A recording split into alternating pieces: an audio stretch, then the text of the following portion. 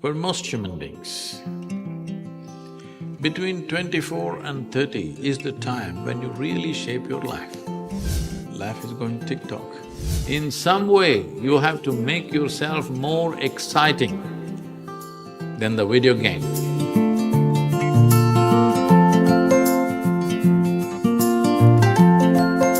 If you tend to it properly every day, it will turn out to be something.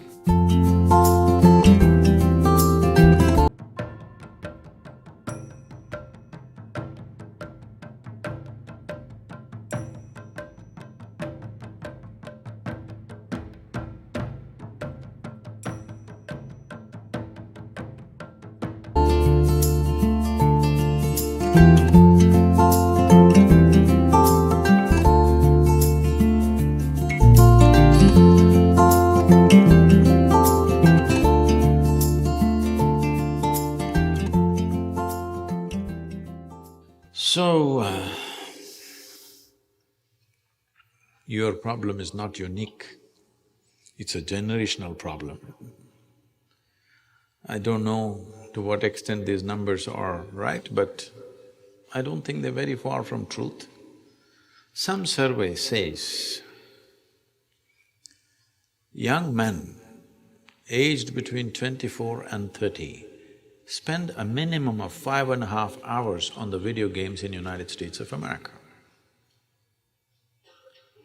Maybe they're little off this way or that way, but I don't think they're too far away. See, in a young person's life, for most human beings, between 24 and 30 is the time when you really shape your life. Isn't it so? Hello? There's a time. Most people have just finished their education and that's the time they're really shaping their life, one way or the other. Whether you're going into your profession or crime or politics, I don't know what's your choice, but that is the time you're shaping your life. At such a time, a crucial time in one's life, they're spending 5.5 hours on an average on playing some silly game of shooting people or shooting ducks or something, all kinds of weird things. I don't even know what else is there. I know only by what other people have told me. I have never played a goddamn game. I like games, but I have never played a video game because other things have kept me busy. I'm not saying it is completely wrong. It's a generational thing. Digital technology is new and all kinds of things happening on the screen, which is far more active than what's happening in the world, so it keeps people engaged. This is not a moral issue. This is a mental issue. Do you want to be a moron playing things which doesn't get you anywhere? All you do is bing in the end. Playing with yourself and playing with a machine, or life is going tick-tock.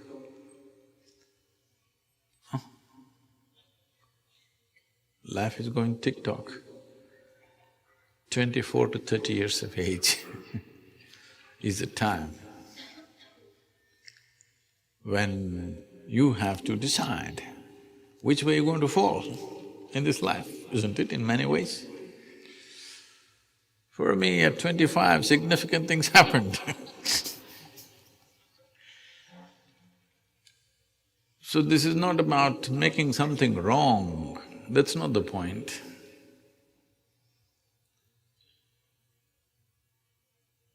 Well, maybe one day when there is a video game World Cup, if you become the champion of the champions, then maybe people will appreciate that also. But I must tell you this, I know a family, they had two sons. And one of them, the other one I don't want to talk about, one of them invests only in video game companies, all right? And he plays video games nearly 12 to 14 hours a day. And a physiotherapist comes and works his joints every day, because otherwise he does only this. I stay in their home for 3 days. In these 3 days, not once did any of those young boys step out of the room. So, this is a phenomena in the world right now. Because the technology is new, we are overly excited about it. First thing is, at the age of 3, you made him play this, so he doesn't know any other game. Game means on the video, that's the only game he knows. You can't blame the boy for this. Now if you want to correct, if you throw the S box out, we don't know what'll happen to you. When people get hooked onto something, really hooked onto something, you try to go in the way, they want to kill you for sure, isn't it? And already he's practiced plenty on the video games. He's practiced plenty. So don't try throwing the S box out. See if you can get him interested. Put him in a trekking program or a mountain climbing program, something where it demands physical and mental attention. I don't think he will go and play tennis. No. But if you put in a program like this, initially he suffers, he wants to run away, usually they don't let them go. Once you're on top of the mountain, at least you have to come back. There is no this to come back, you have to walk down. It may change his perspective, or he may resign himself completely to video games because this demands so much pain and stuff, you know. Climbing a mountain is not it's a joy, but it's not… it's a lot of pain too. It's a great joy, but it's a lot of pain. Every time, every year, when I do this Kailash trek in Nepal and Himalayas, in Tibet when we trek, I always think, enough, I've done enough of these things. Because going through the treacherous terrain, most incredible terrain, your eyes think so, your mind thinks so, but your legs, they don't agree. Your legs and sometimes your lungs, both of them don't agree that this is an incredible place. So, for all you know, if you put him through that, he may never again come out of a video game, or he may. Because he knows so much shooting, maybe he should join the army. Yeah, possibly. You want to shoot, you must at least be in the army because at least you're shooting for a cause. Otherwise, you may start shooting on the street. So, if army is not possible, maybe a policeman, at least you can carry a gun. Maybe you don't get to shoot much. I'm not trying to joke about this, but this is a painful reality that this generation of people are going through.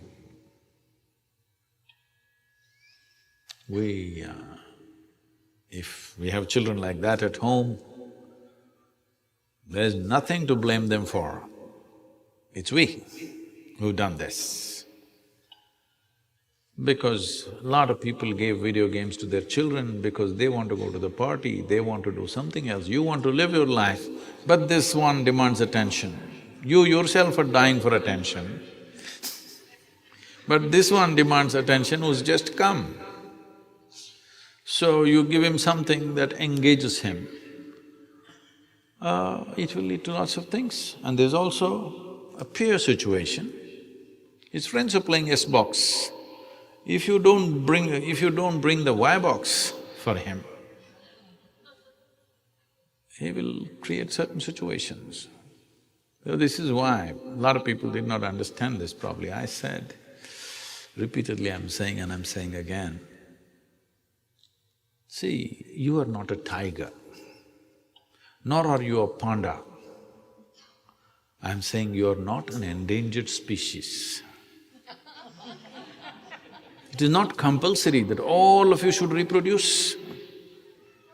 There is no such thing. Those who think they want to have children and dedicate a certain amount of… considerable amount of time to raise another human being who will be better than them, they should do it, because after all, human generations need to happen. But it's not compulsory that everybody must have a child. So, if we want to produce children, we must be willing to allot a certain amount of time. Accidentally they turned out well, that's not the point. It's not right. Once we take charge of a new life, a fresh life, we must be willing to give a certain amount of time, energy and the focus that is required to nurture this life in the best possible way, isn't it?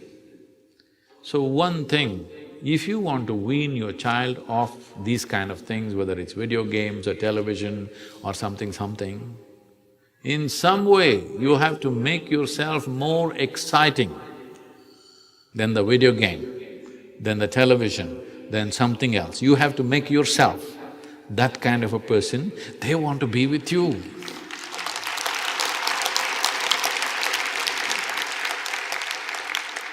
So, you can't… a child is not a machine. You can't switch it one way tomorrow morning. So video games to enjoying the rainbow is not going to work like that. It's a constant cultivation. Constant cultivation, every day. It may work. There's no guarantee it will work. Hello? Those of you who raise children, you know, it may work. There is no such thing as it will work. There's no such thing. If you pay enough attention, it will yield good results. Otherwise, we don't know, because you're not the only one paying attention to them. There are so many others who are also paying attention, and they may be more impressive than you. Yes, somebody on the street corner may be far more impressive than you and they may influence them much more than you. Yes. So, oh Sadhguru, I just asked you about the video games. Now you tell me I made the mistake of bearing a child. I'm not saying that. All I'm saying is,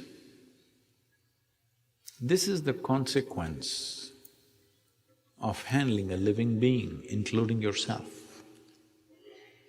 If you tend to it properly every day, it will turn out to be something. If you think once in 12 years you can attend to it, then it's only by accident. When something turns out well or bad, by accident, you will remain in extreme anxiety, even if it turns out well, because it's by accident. You must understand it's not about fixing your child's life, it's about fixing this life.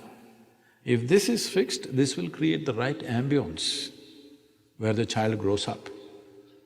It is substantially proved that in the making of life, for most human beings, over 80% of their life is determined by what they're exposed to rather than the genetics.